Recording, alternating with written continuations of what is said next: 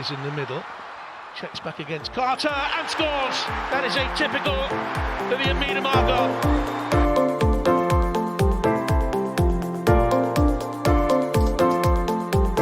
Quickly gets it back again. Oh, what a goal! Well, that sums up her season.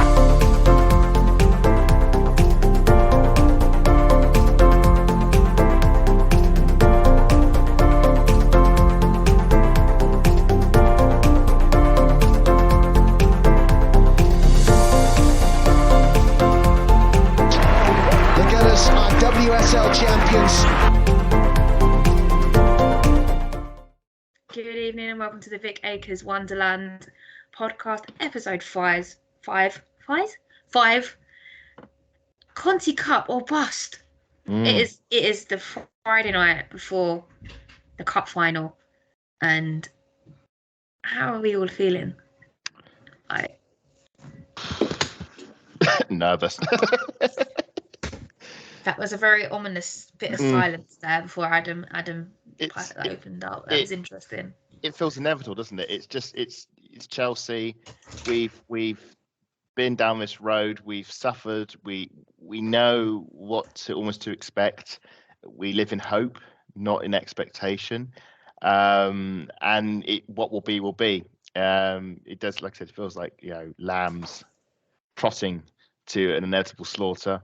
But this is the cup competition. Magic things do happen. You never know. There might be something bad happen to the Chelsea. They might get an outbreak of norovirus like Spurs in 2006. You never know. They might have a dodgy lasagna in the hotel room. You don't know. Emma Hayes might have a brain fart and put Sam Kerr in goal. We might get lucky. You never know.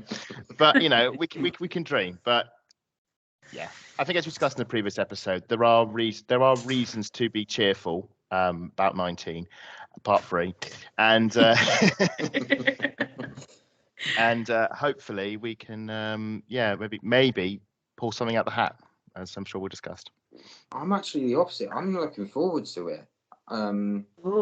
If you look at optimism, crikey! If you look at it, beside the opposition, you look up to the build-up this time around.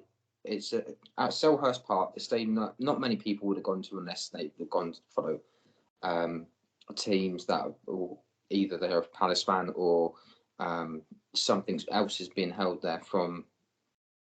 I don't know. Let's say the unless you support the Arsenal men's team and go away. Let's say the Lionesses decide to rock up at Selhurst Park next season in October to play Australia or something like that. That's the sort of thing that I could imagine would happen, but.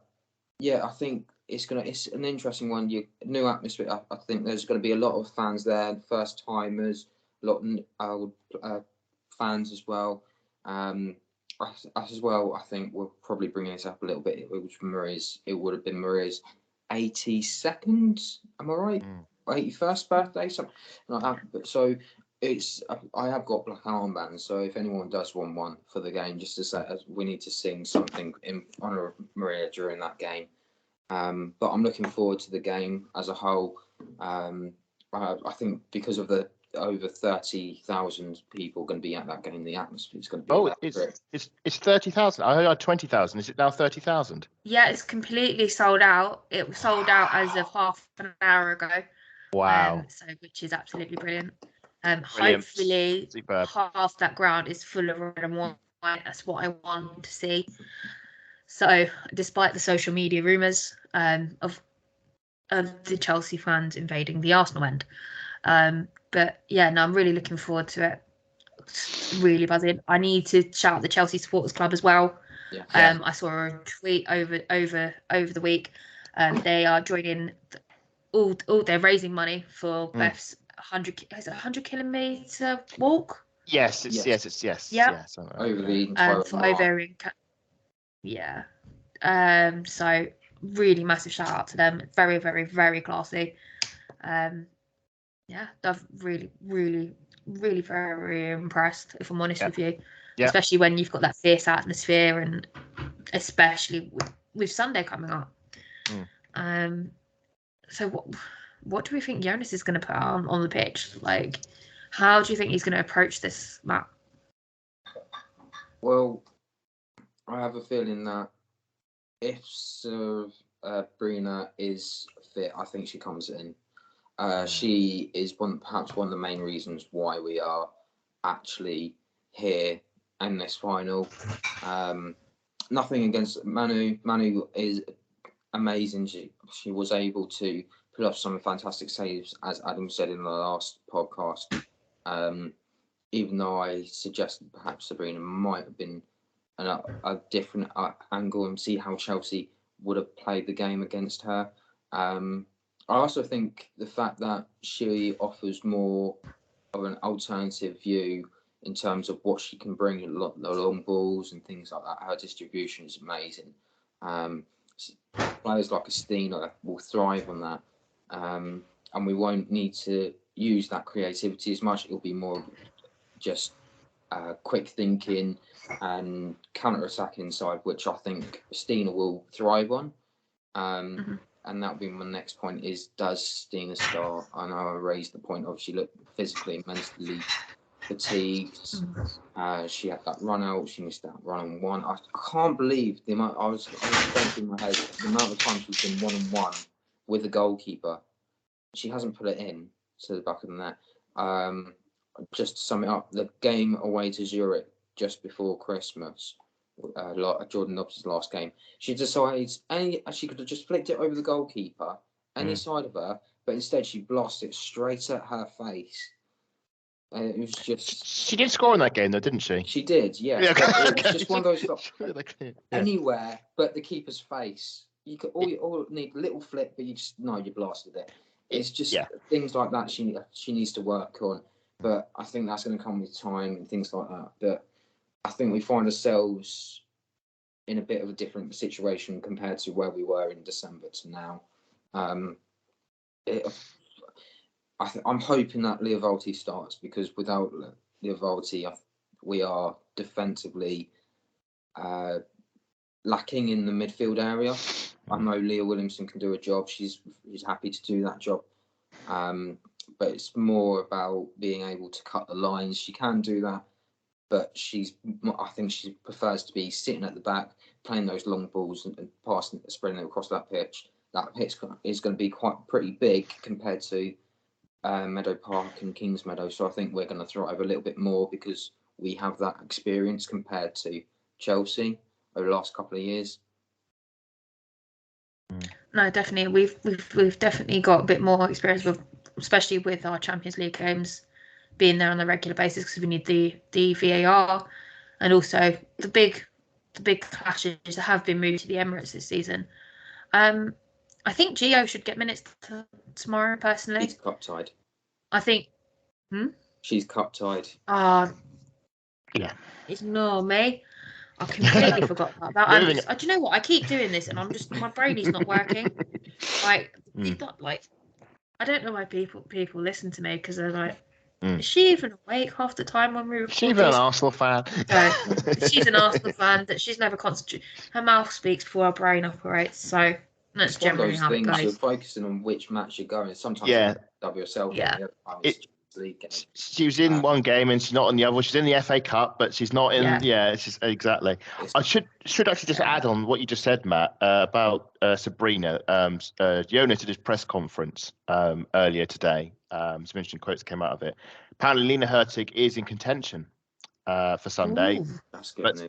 But Sabrina is simply progressing. They're not sure whether actually she'll be fit for the final, which sounds like if she's not fit for the final, but she may be fit after the final. So it's probably one game too soon for her. I'd probably read into that. Hurtig's interesting because I think we can all agree she's not had the greatest start at Arsenal. No. Yes, it's been injury, but she just simply hasn't settled. Again, it's very easy with cup finals to think narratives and just think, someone is someone like a Stina or a Hurtig going to be the hero, like Stina was the hero in the semi-final. She was the one that got us over the line there. Is it geared up for it to be her sort of moment? And I think sometimes narratives and sentiment and the magic can sort of maybe blind your judgment slightly on these sort of things. The impression I get with Stina is I think the fan base. Hey, it's not me who can't get the words out tonight. It's catching. You'll be next, Matt. The fan base I think a split on Stina now. I don't think she hasn't got the full support of the fan base. There are those who would happily see her bench. There are those who want to support her, and I all for Stina. I just it's like one of these things. Like, I feel like she needs a goal to justify herself, which and it's very frustrating, because the longer it goes on, you just think, oh, much, yeah. The fact that she needs to deliver something, and again, sentiment and narratives and cut magic. Maybe this will be her moment. The reality is probably not. What's going to be interesting is who starts on the right. I think last time out we came in forward and they sort of kept flipping around against Chelsea. Both of them played better when they were on the left than they were on the right. And I don't know if it's you, Matt, you were saying saying how good Palova was against, how you believe Palova did get a fair chance at Man City. I mean, if she came in, I think it could be an option. There were some people suggesting that on Twitter, that maybe Palova or right flank. It's you're running out of options. Who else have we got that we can throw it there? If Hurtig is fit, do you think he'll maybe just throw back in? I would like to see Palova give it a proper chance of a back four and proper distribution. She can't be any worse than the people we've played there, and if it works, that could reboot our season, because suddenly we've got the right flank fixed and suddenly the attack, it may function. But at the moment, because we don't know, we're flying blind on this one. I hope Lottie starts. I think she played the 90 minutes. Did she play the 90 minutes against Chelsea? Because now she had a leg was heavily strapped. One would hope that a week. Matt's going to investigate.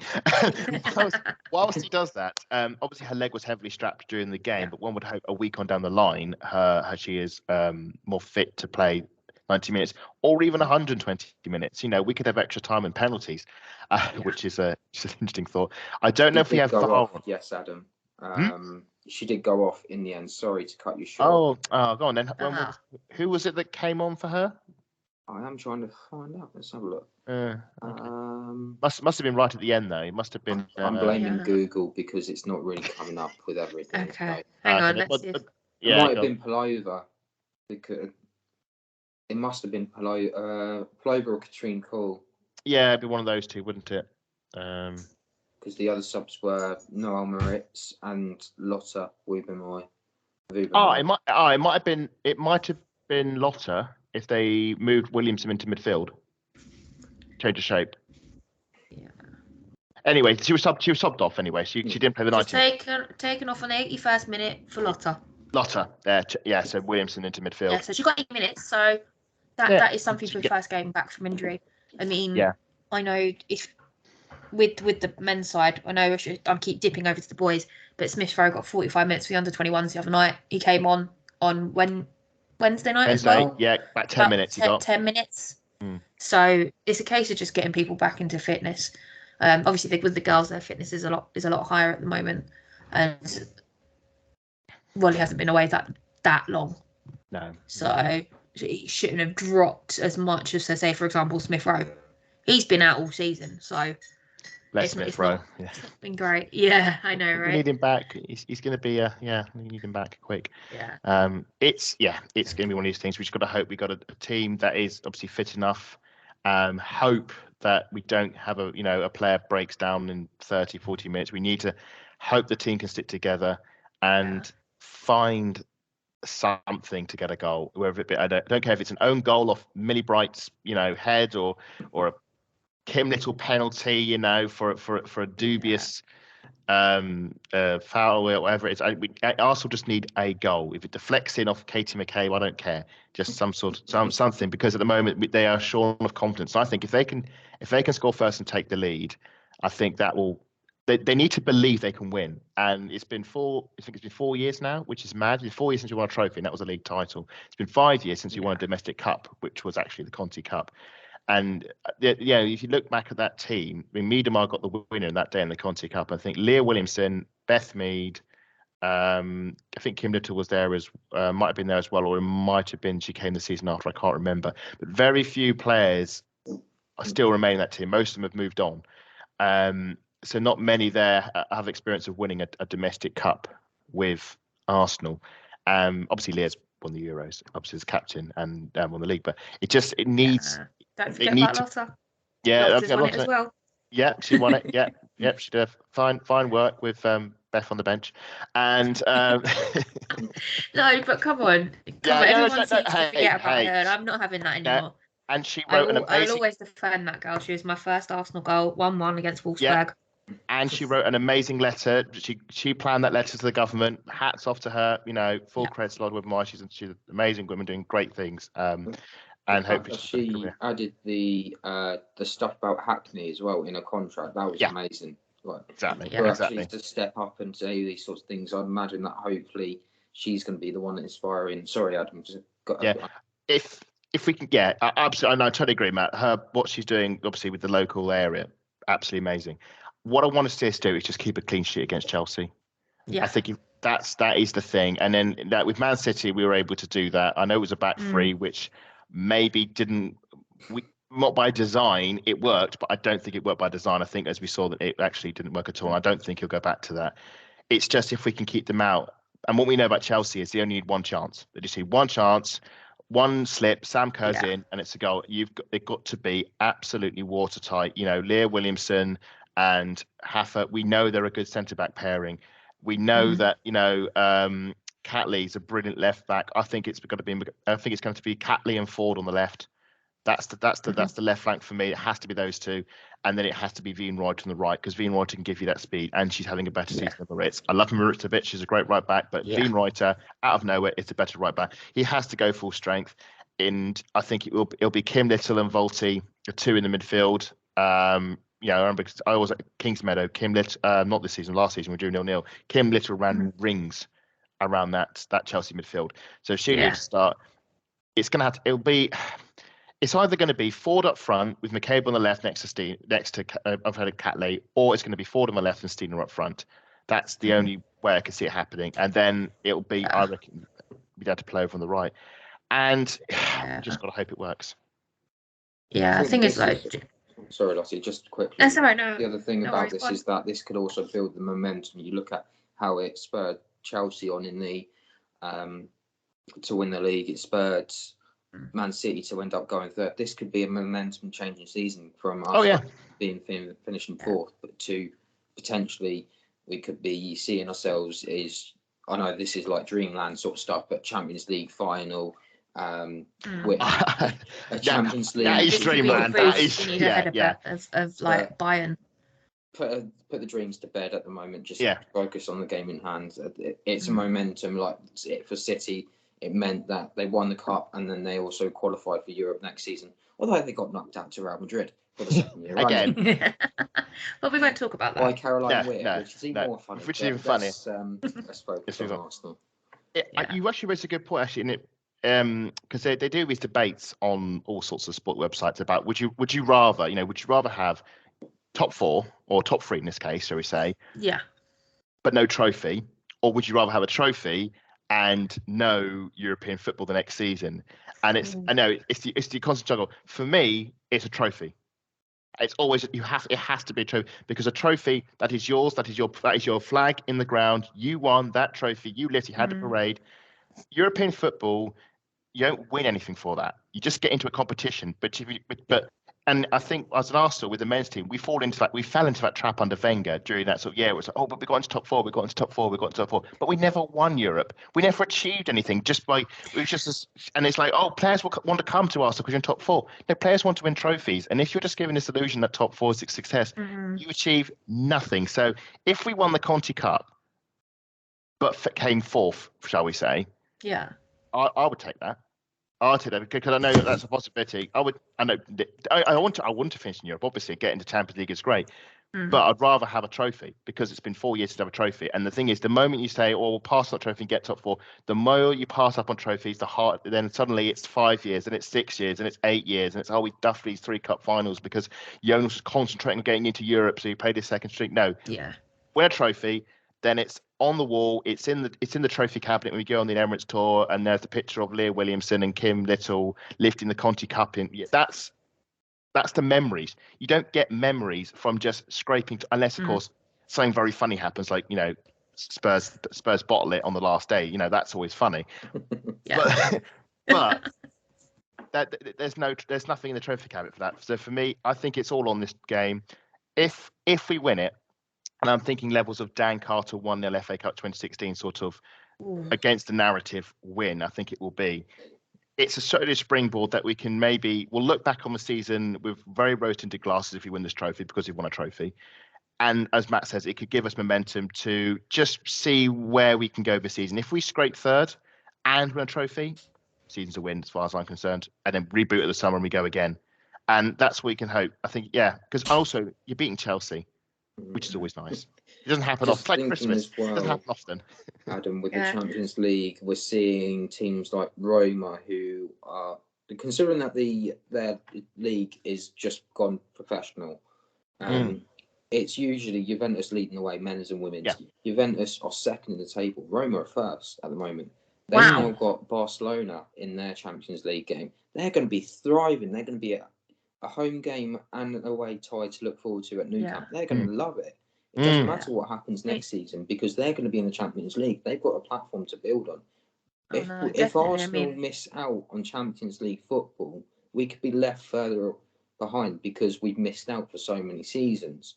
Which is that's not to say that we won't simply get back in there. And also, if we do, let's say we miss out Champions League football, that shock to the system will inspire even more change, because the club will know, right, we need to double down and go even harder, because we've been doing X for so long and we've fallen further behind. Right, we need to double our efforts, treble our efforts to get more back in. Now, of course, over-ambitious can be misguided.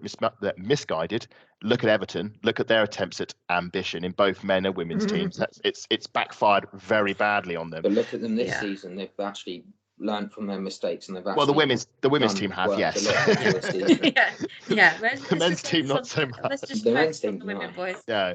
I don't know if you really made the mistakes, but focusing on the women. Yeah. And I know with the women's team, and I mean, I've been looking back over some of our, I say ambition, some of our transfers. So many of our players, since we won the league, have come and gone within 1 or 2 seasons. The signings we brought in have left very quickly. We have not bought I don't think we bought sensibly enough and correctly enough to get the players that we absolutely definitely need in the positions. And I think we still seen that in the fact that we've never had proper cover for Mead, and we've never really had proper cover for Mead and Mar. Now obviously we've been caught out. And maybe a European exile could shock the club into going, right, we need to get our acting gear, we need to sort out who are proper recruitment strategy and proper planning, but we could get into Europe. So all we've got to focus on is Sunday, and if we win a trophy, if we lose, I do worry about our season. If we do lose, and that's how we say, right, we're not going to win a trophy this season, because as much as I'd love to win the Champions League, I just don't see it happening. I'm sorry. I'm sorry, but for me, if you look at Barcelona, they've no chance. Barcelona, no chance. We've got to beat Bayern Munich. We beat Lyon. No. We beat Lyon. It's Barcelona I'm worried about. We'll always have Lyon. That is the highlight of this season. Always will. Never afraid of Lyon ever again. I think we were the queens of Lyon. Yay! For me, that 5-1 at Lyon is going to be basically what were our 5-0 at Chelsea in 2018 was. It was one exceptional result in the season, but didn't actually signify a change in the narrative, because what happened after that 5-0 is Chelsea just beat us, and the next season they did a double over us and actually beat us in the CONTI Cup final to actually win their first ever CONTI Cup. We were responsible for Chelsea winning their first CONTI Cup. We need to fix that on Sunday by returning the favour. I know, it's shocking. Yeah, we need to correct that. If I'm right, I believe Chelsea will actually draw level on 4. No, it'll be 3 because Man City did us a favour last season and beat them for the final. So Man City. Thank you, Caroline Weir. On 3. So had we have not knocked them out, Man City could have gone level with us on the amount of CONTI Cup since the competitions started. It used to be our trophy. We used to win it, and then actually Man City won their first ever trophy by beating us in the final. It was actually an Izzy Christensen head who actually caught the second half of that, and then Chelsea won their first CONTI Cup by beating us in the final. So we're sort of like the queen makers now.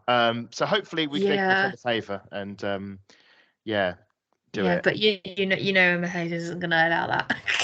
No, it's just not going to happen. That's the problem, and especially the way they play. The girls have just got to bring their A game completely on the weekend, because we need this. It's CONTI Cup or bust. It's Yeah, it's all on I this. don't even know where to look if it doesn't go our way. That is the problem. This is the thing. You think Chelsea, they've got opportunities coming out of their ears. They've got the FA Cup, they've got the Champions League, they've got the Premier League. We say, you know what, Chelsea, you don't need a quadruple. Just relax. Just look, have this one on us. You don't need all the trophies. We're going to put them all. The trophy room's full. Let's have this one. Potentially, they're going to be in fixture congestion left, right, and centre. I mean, they played us this time. They've got Lyon further down the road. They've got Man United at home. Man United, and I believe they've got City as well this month. It's going to be difficult for them. They've got a strong. If we thought having a Chelsea Man City double header was bad, Chelsea's fixtures in March are a sight to behold. So I'm very glad we're coming out of our nightmare run. Once it's done with, we can maybe. Well, we're out of the FA Cup. It's just European football and the rest of the WSL after that. So we've only got Man City at home, Man U away, Chelsea away, and maybe some European games. That's meant to be an easy run. Oh my lord! Okay. In inverted commas. Back to back though, the game against Man City in the semi-final, and then we go and play them in the league, and then when we go and lose, that's the sort of thing you kind of don't want that to happen, because City basically for that first 20 minutes, they wanted to go and win that game, and then they just sat off, and that was it. And they thought that was the end. Unfortunately, it was 1-0 in the first and the second half for Arsenal, but we couldn't get that second, which was just a bit of a shame. No, we just. It's confidence and belief. I mean, did the team believe they could draw 2-2 with Man City? Did the team believe that once Sam Kerr got that second goal at Chelsea, they could actually go up the other end and get 2 goals and take it to extra time? There was 35 minutes that second half against Chelsea. I don't think they believed they could, and that's purely psychological. And that happens from years and years and years of not even winning at Kingsmeadow. They won the one game, the opening game of last season, 3-2, and that was a very tight game that could really gone either way. It was a brilliant game to watch and nerve shredding. And just when you think that game they had at the Emirates in January, where they just choked it right at the death, and that just amplifies that sense of we just cannot get past them. They are this monster that they just knock Arsenal every time there's a cup competition. Chelsea, the ones that knock Arsenal out. They are the ones that do. They have to end this hoodoo. They have to get a point where they think, no, we're going to change history. We're going to change narrative. It's going to be this. It'll have to be this game, or it'll be the game at Kings at the end of the season. At some point, they've got to think, no, we're in charge of our destiny here. We've got to take them. That has to be the mentality. Do it for Maria because it's her birthday. Do it for Beth because she's injured. Do it for Viv because she's injured. Do it for the team. Do it. Just do it for the fans because the fans are going to be amazing. Just do it. Do it for them. Don't focus the fact that it's Chelsea. Don't focus the fact that it's vengeance and all this. No, positive. Do it for us. Do it for them. Do it for the team, and just win. You can do it. You just got to believe you can do it. Because you can. You're good enough. You've won you've won the Euros, Leah Williamson. You can do it. Yeah. The thing is, any I chance we can get Adam into the to do the team talk, because I think he's basically done it for us. Yeah, that is like the pre team talk, because it's pre.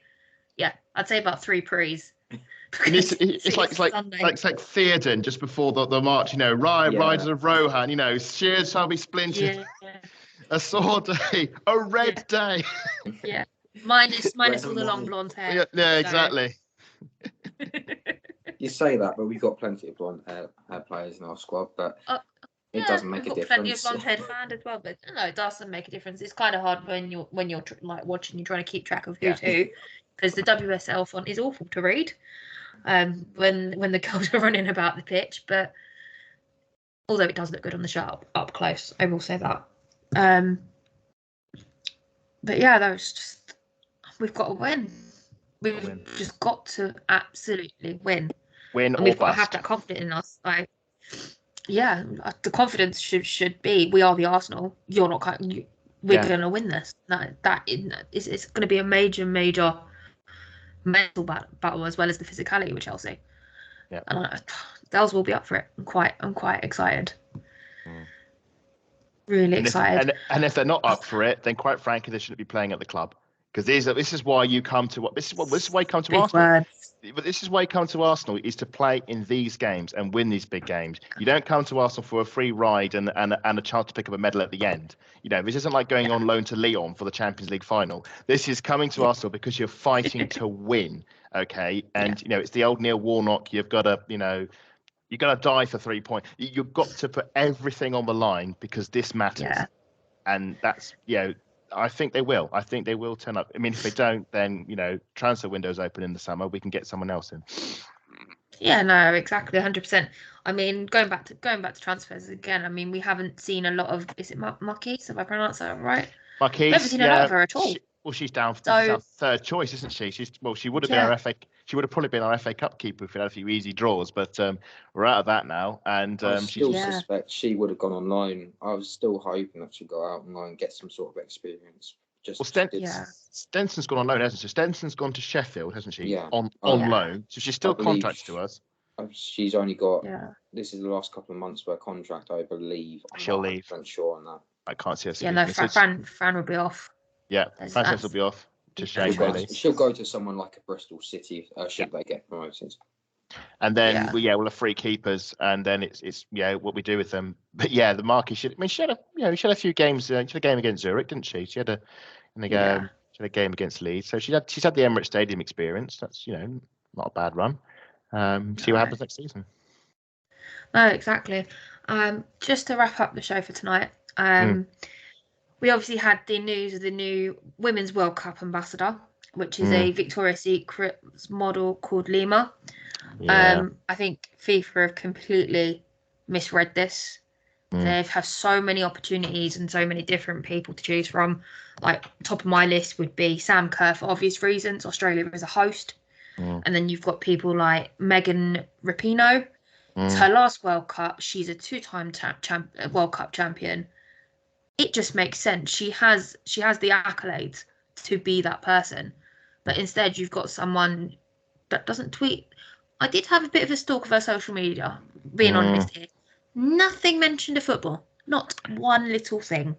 Yeah, and apparently she has some quite controversial views, shall we say, on matters regarding, so to say, abortion and things like that. So she hasn't really got she's not really a role model, shall we say. She's a different kind of model. And it's a bonkers decision. It's ill-judged, it's ill-taste, it's made by people who can't grasp what is needed for this role.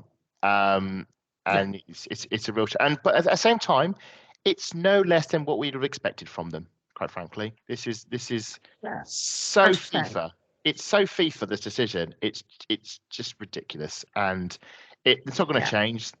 And Can you imagine asking some sort of model to do the Men's World Cup and not have Cristiano Ronaldo on that as their poster boy? Can you imagine that? It wouldn't happen. So why do it to our game, especially with the growth that is growing and people are watching? I know we've lost three teams already from the World Cup for XYZ reasons, but it's still growing either way. And it's just really disappointing. I think where we were all talking about it when I found out, I was obviously a bit irate at the time. And I didn't know anything about her. Matt, was it you that was telling me about her and what she was doing? I believe was she starving herself for 9 days or something like that? But I have read that she starved herself 9 days before she did the walk on Fashion Week. Just looking at her, just not as like, but apparently she said that she does like football, but as you mentioned, there's been nothing about the social media or the tweets to say anything to back that up. It just seems like they've just gone for a pretty. Oh, you've got a pretty face. You're going to be the representative. I mean, personally, there's so many people. You could have chosen anyone. You could have chosen someone from Home and Away. You could have chosen someone from Neighbours. Kylie Minogue, Demi Minogue. Like, you could have even chose our very own Adam Salter, and he would do a brilliant job. Sorry, Adam, but you would. But too kind. I don't want to pump your ego up here, but Too late for that. In the FIFA statement, she's a very passionate fan. Name me one women's fan that is not passionate about their own club as well as their international country. And I would say like you get these. If she can do it, and that's the reasons, anyone can do it. Yeah, they've gone for the lowest common denominator because if the baseline is simply, I want somebody who's passionate about their club. You know, me, Matt, Lottie, anyone. Yeah, the 30,000 are going to be at the CONTI Cup final. You know, they're all perfectly qualified to be, you know, this ambassador. It's the lowest. It's appealing to the lowest common denominator of fans. It's appealing to male fans of, you know, of a certain demographic who that's what they, you know, see. You know, that's what will draw them in. We'll just stick one of these, you know, on a plinth in front of the game, and that will draw the fans in because that's what certain men will be interested in. And quite frankly, it's disgusting. It's not what we, you know, it's not what women's football is. It's not the. It's about empowering women and being, you know, sporty and independent. It's not saying, right, you know, being a figure, shall we say, for men. That's not what women's football is. They're not objects to be leered at. They are footballers playing to entertain us with their sport, not with themselves. If I'm trying to be as clean as possible, I'm really walking eggshells. I was going to say that doesn't sound very no, but you know what I mean. You know, because she works. I know what you mean. Yeah, she works in a different industry to football, where her talents are not football related, and that's exactly. 100%. And so it's just despicable. It's wrong, and it's just a FIFA decision that is no different from them picking Qatar to be the World Cup host or and the thinking visit Saudi Arabia for this competition. For sponsorship, it makes no sense. Why would you visit Saudi? Visit Saudi as a sponsorship for the World Cup, and the Australians, New Zealanders are furious on the matter, and quite rightly so. And it's just incompetence. 100%. And everything. 100%. I mean, they could come up with their own sponsors between them. Do you know what I mean? Like, they need to promote. New Zealand is tiny compared to like Australia, but I'd have Visit Middle Earth. I'd have Visit Middle Earth on the tops. You know, come for the football, stay for the Orcs. You know, it could be great. You could have. No, exactly. You can do that in the south of New Zealand. You can go and visit Hobbiton. Is it Hobbiton? Yeah. Yes. Over in the North Island. I've done that, and it is brilliant. So anybody going to New Zealand and you're Lord of the Rings fans, make sure you go. I've never been to New Zealand, but I would have to do that. But think again, that's a missed opportunity. Imagine having a kickabout like in the lands of Pelennor, the fields of Pelennor, or you know, it's Helm's Deep, and in the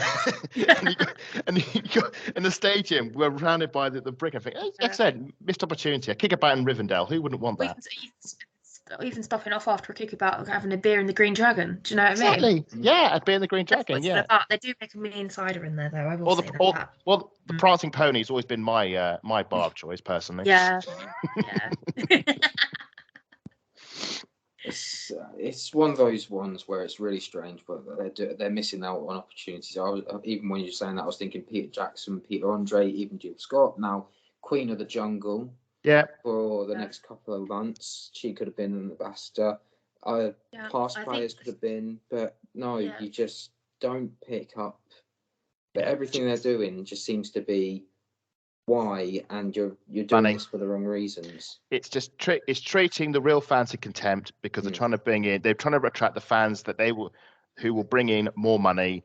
And the fans that do that will be wanting a woman like that as the ambassador. And it's disgusting. It's treating fans in contempt. I don't know if it will change. It probably won't change. That'll probably be it. They won't change it. I mean, they're not ones for changing it. Look how long it took for them to embrace goal line technology. Look how long it's taken them to get the FIFA competitions up to this sort of level for women's football. I mean, it's we're talking dragging, kicking and screaming.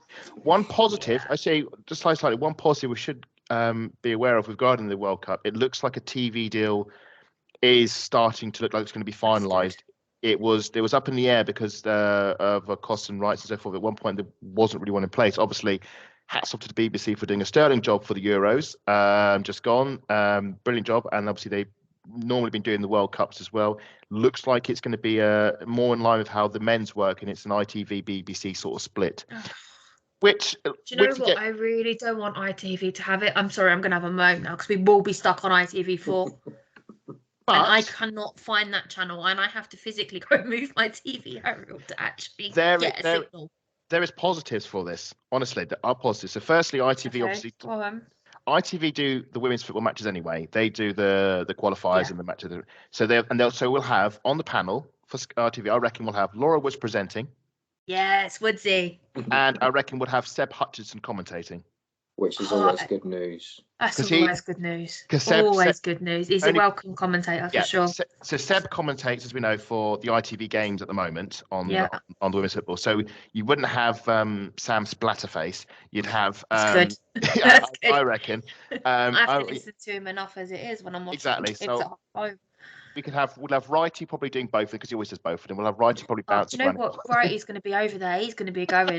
I don't care what anyone says. He'll be following the girls around. He loves it. I think we will have. I think in that sense, because the weird thing with BBC was there's so many games, and in the World Cup it's even more. Then half of them used to be half of them on the red button, and half of them would be on the.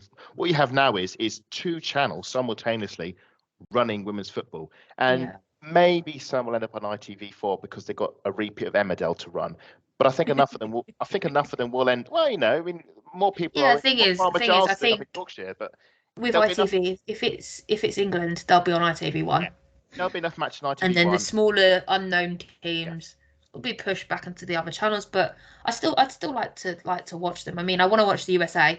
Yeah. With Megan Rapinoe and last tournament. Morgan. Is it Alex Morgan? Yeah, that's it. I want to watch her as well because I have seen a lot of YouTube bits and pieces on her, so I'd like to see her play a bit more because I don't get to watch the NWSL. From here, so it'd be really interesting, and Brazil's going to be interesting as well. Is Martha still playing? I think she is, and that's she's one over name. in the US, isn't must she? Be her last. I will be watching Brazil because I'm hoping Rafa's going to the World Cup as well. Yeah, 42 years old is playing up front for Brazil. Incredible. Fantastic. Yeah. No, exactly. I mean, how old is Megan Rapinoe now? She's got to be in her 40s now, isn't she? Yeah, I think she's 38. This is going to be the USA's. Sure. Yeah, just pulling it back to the ambassador thing, guys. I've just had a thought. If Viv and Beth are still out with their ACLs, couldn't they be ambassadors? Can you imagine? I reckon they make a fine. I reckon they can make a fine double act. I reckon it exactly. Like you think like those. Remember those late nights? If you throw in Alex Scott in the mix, that could be fun. Oh, that would be brilliant. No, but you know those late night double act like Morecambe and Wise. Yeah. You could have the best and the guest, and the two of them could sort of come on stage some jaunty music and say hello and welcome to the World Cup. I'm your guest, and here's it could work. They could do the draws. Could work, but I think Viv would be a bit appalled at that. But I think Vido would be up for that for sure. Viv would be the quiet one because you have the jerky one and you have the straight one. So Viv would be the one. Viv would be like the Ernie Wise, trying to do everything sensible and proper. And you got Beth Mead being the Joker, messing things up in the back. It could work. I mean, they'd be a great double act as ambassadors personally, especially with their WSL records and their international records. European champions, both European champions. Yep, both under Serena as well. Under Serena, Let's not forget that. there's your ambassador right now. That might be a conflict of interest if she's an ambassador at a tournament she's competing in. There we go. There's also that's if Beth doesn't go. That was if there's still a question mark over her going, obviously. If she doesn't go, I know she'll probably go and watch the girls with Viv over there for the summer. Well, the Australian winter, our summer. So yeah, it's all to come. Right, boys, that is it. Just before we forget, we should say congratulations to Haiti, who are actually joining us in our group. Yes. They beat Chile in their final. Brilliant. It was brilliant to see. Paraguay are also there now, as well as Portugal. So we're going to see more diving in the World Cup again. Oh, yeah, and there's nothing. Sorry, call this bias, but the Portuguese know how to pull off a good dive. Let's just leave it at that. I should, and I think they're going to bring it all after the Euros for sure. On the CONTI Cup final, just say anyone listen to this and they want to come for a meet-up and drinks at midday at the Clifton Arms, come and join us. We'll have a few drinks beforehand before we march on Selhurst Park. So so that according to the Word on Street that is the place to be. The Clifton Arms pub from midday. That's where we will all be gathering. Okay, brilliant. Thank you, guys. Boys, thank you for joining me tonight. It's been a pleasure as always. Always a pleasure. We will be back on Tuesday because one, we might be still celebrating, or two, we might need to be drowning our sorrows. Yes. But hopefully, we're still out partying down in South London somewhere. But that's all from us tonight. Good night, everyone, and we'll see you soon. Good night. Bye.